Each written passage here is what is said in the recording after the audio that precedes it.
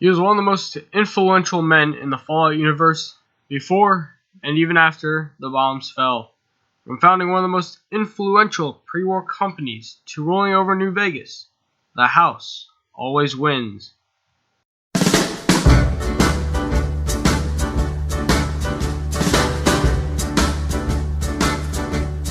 Oh, and I'm the type of guy who will never settle down.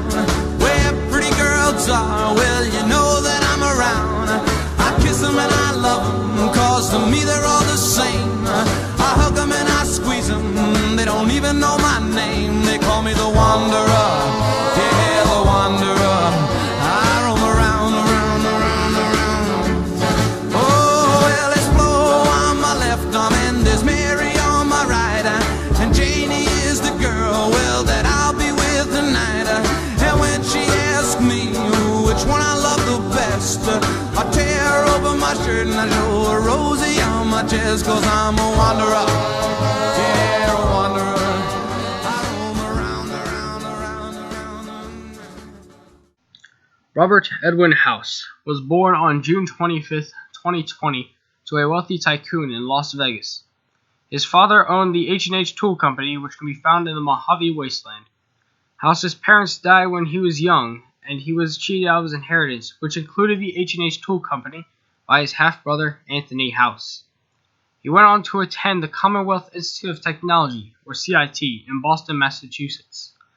At the age of 22, Robert House founded Robco Industries in 2042. The company soon became one of the most profitable corporations in the world, all thanks to House's technical genius and business acumen. Robco Industries went on to buy other businesses such as Repcon Aerospace, the Lucky 38 Casino and Hotel, and the same H&H Tool Company House's brother stole from him.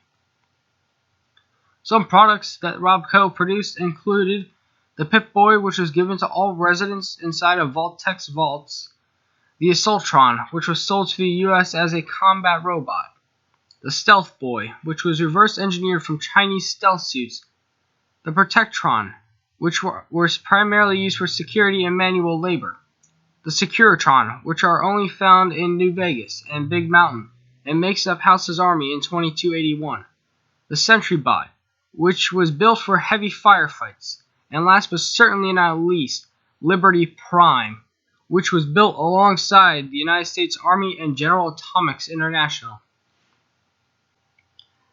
Being the genius he is, House eventually started to run mathematical simulations based on global political and socio-economic conditions in an effort to predict future events. By 2065, all of House's projections pointed to a nuclear war within 15 years.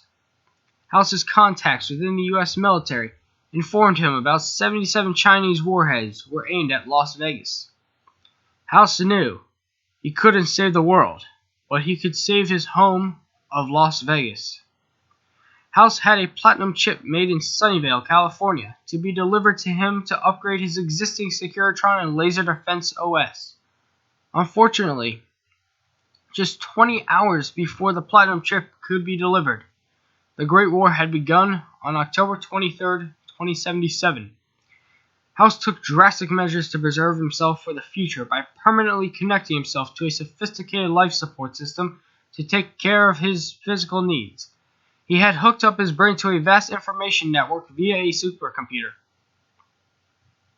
House had been forced to work with an inferior OS and suffered numerous crashes, with one of them forcing him into a coma before he could reboot to an earlier, more stable version to save Vegas from 68 out of the 77 warheads, with 59 warheads disarmed and 9 warheads destroyed.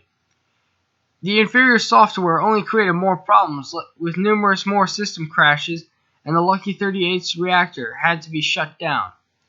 For half a decade, House battled against power outages and more system crashes before rebooting to an old version of his OS. House was put in a decades-long coma. In 2138, House regained consciousness. With the arrival of the NCR scouts at Hoover Dam in 2274, House deployed Securitrons onto the Strip to secure his rule, and with the help of a few tribes that would later be known as the Three Families, House rebuilt the city in time for the arrival of the NCR, with hopes that word of a city of lights in the desert would spread west to bring in that tourist revenue that House needs for his plans. The NCR and House signed the Treaty of New Vegas. With the signing of the treaty, NCR would recognize House's sovereignty over the New Vegas Strip. The NCR would gain access to building military bases in McCarran Airport and Hoover Dam. House would provide facilities for an NCR embassy on the Strip. Administration and maintenance of Hoover Dam would transfer to NCR, with 95% of electricity and water going to California or NCR sharecropper farms, and the remaining 5% went to the Strip. The treaty also regulated governance, with Securitrons policing civilians visiting the Strip and NCR military police policing NCR troops on furlough. A provision in the treaty also prohibits the NCR from preventing NCR citizens and troops from visiting the Strip. Some point after emerging from stasis, House won ownership of Vault 21 on the Strip in a bet, stripped it of its useful technology, and planned to seal the vault with cement. Sarah Weintraub pleaded with House not to seal the vault, and so he left the top section of the vault to be used as a hotel by Sarah. House had great ambitions for the future of New Vegas. He claimed in 20 years that he'll reignite the high technology and development sectors. 50 years, he will have people in orbit. 100 years, he will have colony ships sent out in search of planets untouched by nuclear devastation. The outcome of the events of Fallout New Vegas is currently unknown as of the events of Fallout 4 in 2287. House could very well be alive, ruling over the Mojave as a dictator, or he could be dead at the hands of the Courier with another power holding dominion over the Strip. Even if the Courier took him out of his hibernation chamber and left him alive, House would die within a year due to being exposed to outside contaminants. Either way, Mr. House had left his mark on history.